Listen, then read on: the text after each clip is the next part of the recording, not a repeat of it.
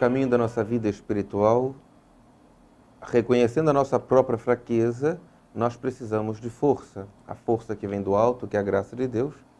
Mas a própria natureza humana pode alcançar, apesar de suas debilidades, aquilo que nós chamamos de virtudes.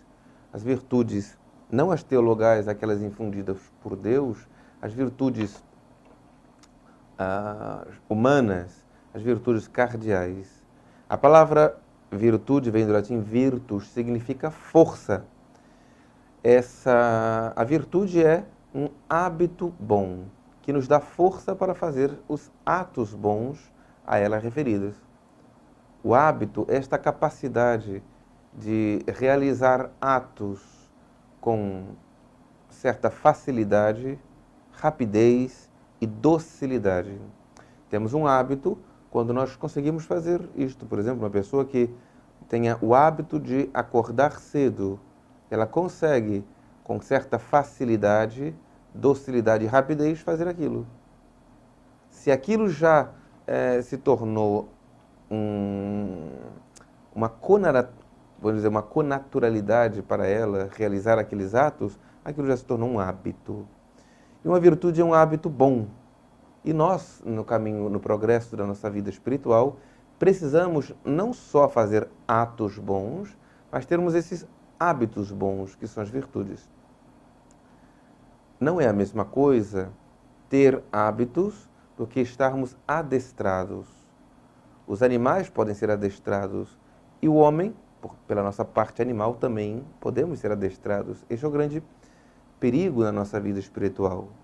É realizar atos que em si seriam meritórios, que seriam realmente frutuosos para a nossa vida espiritual, mas feitos por mera repetição maquinal, porque assumimos não uma capacidade de fazer aqueles atos voluntariamente, mas pelas condições fomos condicionados. É como alguém que tem uma educação muito rígida, ela sabe que na frente dos pais, na frente dos superiores, na frente tal em determinadas circunstâncias, ela se contém. Ela até faz atos, sejam ordenados, sejam de respeito ao próximo, seja de atos de piedade, mas sem aquela autoridade diante de si, ela já não faz mais nada. Ou seja, aquilo não é um hábito, aquilo é um condicionamento, aquilo é um adestramento humano. Isto é muito perigoso, porque às vezes na nossa caminhada espiritual, nós temos, por exemplo, alguém que nos aproximou de Deus, um sacerdote, um superior, um confessor, um diretor espiritual. E às vezes queremos manifestar para ele aquilo que nós assumimos ainda como hábitos verdadeiros. Então estamos só condicionados. Na sua frente somos assim. Ou, por exemplo, seja o sacerdote, o seminarista dentro do seminário, ou o religioso na vida consagrada, que tem os seus horários já ali na vida conventual, na vida de seminário, toda regrada. Acorda na hora certa, faz a meditação na hora certa, a missa, refeições, estudo, etc. Chegam as férias, ou um dia de liberação, em que eu não tenho mais o sino tocando para me avisar o que eu tenho que fazer, eu não faço mais nada. Ou seja, eu não tenho aquilo como hábito. Por quê? Porque eu não faço aqueles atos com facilidade, com docilidade e rapidez. Nós precisamos assumir esses hábitos bons, que são as virtudes. Dentre as virtudes, já falamos das virtudes cardeais, as virtudes teologais, a fé, a esperança e a caridade, que tem a Deus por objeto. Falamos aqui das virtudes humanas, aquelas que não são necessariamente infundidas por Deus, pela graça, mas adquiridas pelo esforço humano. Dentre essas virtudes estão as virtudes cardeais. Cardo, cardenis, em latim, significa como um ferrolho da porta, na qual gira a porta. Por que essas virtudes são chamadas cardeais? Porque são como ferrolho, em torno dela giram, como num sistema solar, num sistema planetário, vários planetas ou luas em torno daquele centro, daquele Sol, daquele planeta. As virtudes cardeais é que tradicionalmente enunciamos 4 dessas virtudes: a temperança, a justiça, a fortaleza e a prudência. São como sóis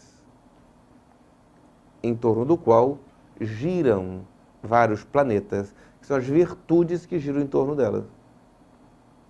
A virtude da temperança é esta virtude, este hábito, esta capacidade, esta força de dominar o apetite concupiscível, já enfraquecido, lembramos, pela concupiscência, ferido pela concupiscência, fruto do pecado original. Nós tendemos esta desordem no prazer, na busca do prazer. A virtude, a força que ordena esta nossa ferida é a virtude da temperança. Que como daí veio o tempero mesmo, coloca o sal na comida para dar os temperos, para dar o gosto certo, adequado para o nosso paladar. A virtude da temperança, ela exatamente ordena este apetite para controlá-lo, para que não seja de maneira desordenada esta busca do prazer, nem seja contrário ao fim da nossa existência. Em torno da temperança existem várias outras virtudes. Para entendermos, por exemplo, como funciona esse sistema, a castidade é uma virtude que gira em torno da temperança. Porque a castidade ordena exatamente o apetite sensual dos instintos sexuais humanos. Então é a virtude, esta força, que ordena a sexualidade e, portanto, também, em seguida, a própria caridade, as nossas relações com o próximo. A virtude da justiça é aquele hábito pelo qual damos e queremos habitualmente dar a cada um aquilo que lhe é próprio. A virtude da justiça.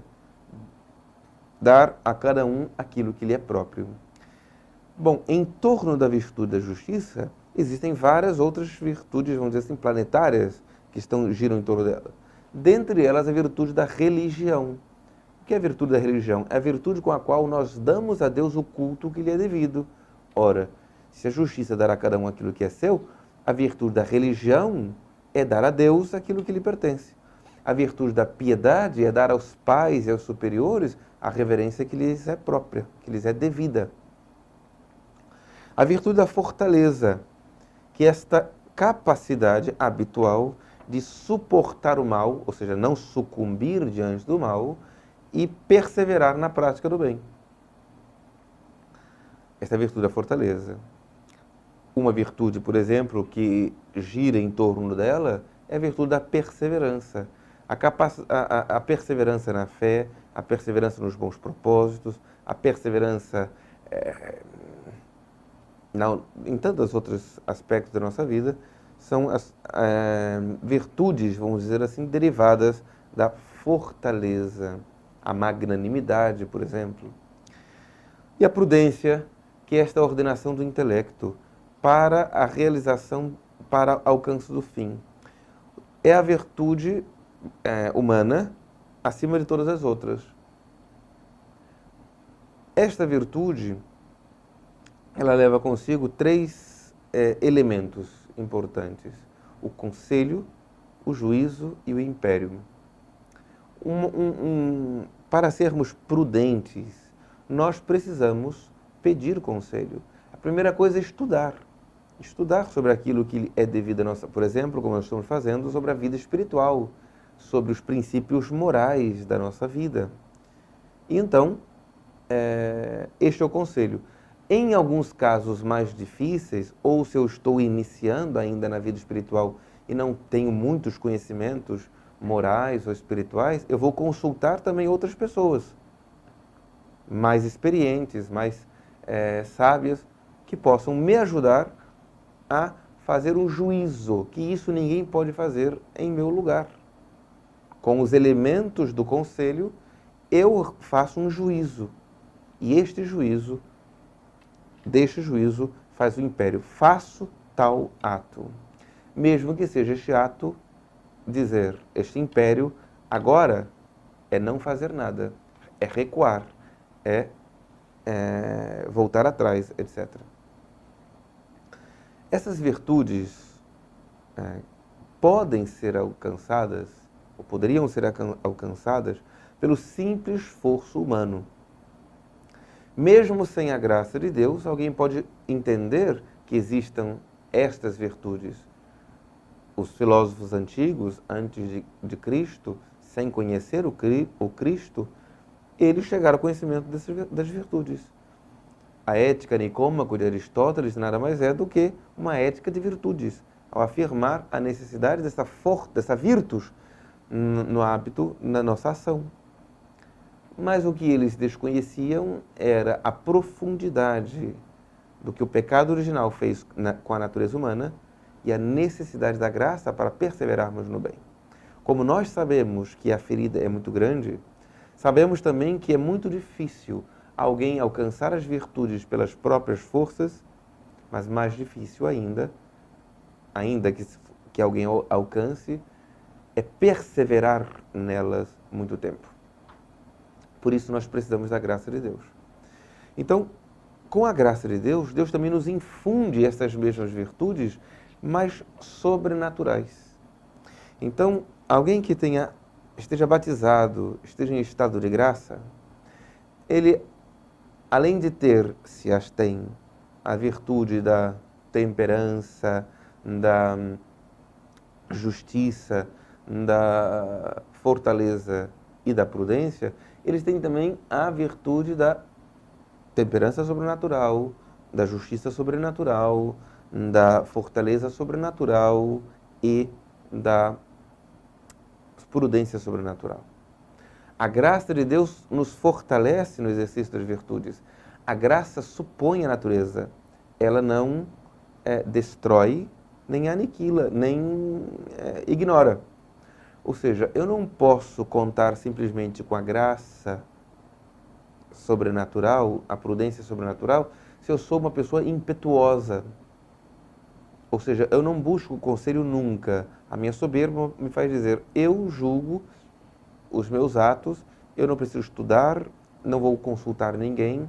Ora, mesmo em estado de graça, eu não vou ter o exercício fecundo da virtude sobrenatural, porque eu não busco aquilo que lhe é próprio desta virtude, que é buscar conselhos, por exemplo. Existe, portanto, a virtude humana, as virtudes humanas, com a graça de Deus, as virtudes sobrenaturais.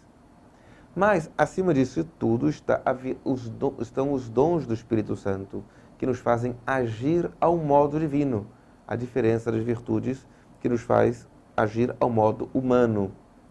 Por exemplo, existe uma fortaleza humana. Alguém que se esforça por suportar o mal e perseverar no bem, mesmo sem a graça de Deus, ele tem uma fortaleza humana. Talvez não consiga perseverar muito ou em todos os casos. Mas com a graça de Deus existe uma fortaleza sobrenatural. Com a graça, a alma percebe que ela é mais forte para suportar o mal, as tentações. Por isso que quando alguém, por exemplo, cai em pecado mortal, ele facilmente acaba cedendo e cai em outros pecados mortais. Ele vai caindo. Porque ele já não tem mais a fortaleza sobrenatural que a sustentava na luta contra as tentações. Ele precisa da ajuda da graça para não cair mais. Então tem que pedir ajuda da graça e com a graça auxiliando com a contrição, a busca do sacramento da reconciliação. Mas acima da própria fortaleza sobrenatural está o dom do Espírito Santo da fortaleza, que é capaz de fazer com que a alma santa, inclusive, realize obras portentosas. Os mártires foram capazes de fazer prodígios na hora da sua morte, porque o dom do Espírito Santo da fortaleza as sustentou. Nós precisamos da graça. Contra a doutrina da graça, já proclamada por Santo Agostinho, pelos concílios e padres da Igreja Antiga, nos primeiros séculos da Igreja, está a heresia do pelagianismo. Pelágio era um bispo piedoso, que considerava que o pecado original era só um mau exemplo para nós.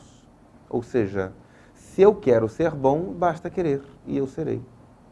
Então, eu não preciso do batismo, do sacramento da penitência, da comunhão, nem mesmo da oração para fazer o bem ou perseverar no bem. Basta querer e eu farei. Então, quem peca, peca simplesmente porque é mau. Santo Agostinho diz, não, somos fracos e podemos pecar por fraqueza. E por isso precisamos da graça de Deus que nos fortaleça. A graça é um auxílio divino.